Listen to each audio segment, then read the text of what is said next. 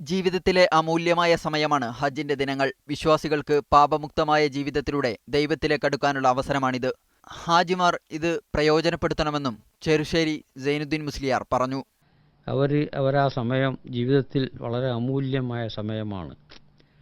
പ്രാർത്ഥനക്കും അവരുടെ ഇബാദത്തിനുമെല്ലാം ഹറമിൽ ഉള്ള ഇബാദത്ത് തന്നെ വളരെ അധികം പുണ്യമുണ്ട് മറ്റു സ്ഥലങ്ങളിൽ വെച്ച് ഇബാദത്ത് എടുക്കുന്നതിനേക്കാൾ. അപ്പോൾ ഓരോ ഹജ്ജിന് വന്ന ആളുകളും അതൊരു മഹാഭാഗ്യമായിട്ട് മനസ്സിലാക്കുകയും അവർക്കുള്ള മുഴുവൻ സമയം ഇബാദത്ത് ദുആയിൽ അവർ ചെലവഴിക്കേണ്ടതും ആണ്. ജീവിതത്തിൽ എല്ലാം തികഞ്ഞതിനു ശേഷം നിർവഹിക്കേണ്ട കർമ്മമല്ല ഹജ്ജ്. സാമ്പത്തികമായും ശാരീരികമായും ഹജ്ജ് നിർവഹിക്കാനുള്ള കഴിവുണ്ടായാൽ ഉടൻ ഹജ്ജ് നിർവഹിക്കണം.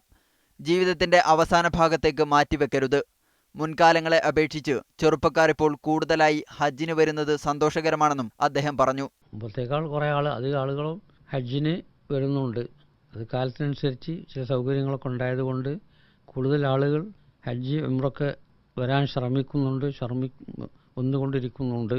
അത് കൂടുതൽ സന്തോഷകരമായൊരവസ്ഥയാണ് അതിനുള്ളത്. ഹജ്ജ് നിർവഹിക്കാനെത്തിയ ചെറുശ്ശേരിക്ക് സമസ്തയുടെയും പോഷക സംഘടനകളുടെയും വിവിധ മഹല്ല് കമ്മിറ്റികളുടെയും നേതൃത്വത്തിൽ ജിദ്ദയിലും മക്കയിലും നിരവധി സ്വീകരണ പരിപാടികൾ ഒരുക്കിയിരുന്നു. Media 1 Mecca.